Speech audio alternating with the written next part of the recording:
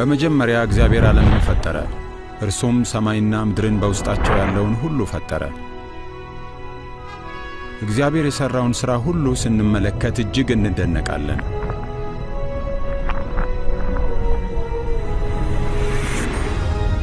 እግዚአብሔር የሠራው ሁሉ መልካም ነበር።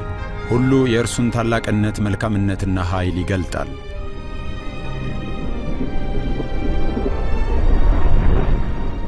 እግዚአብሔር የተለያዩ የእጽዋት ዝርያዎችንና እንስሳትን ፈጠረ።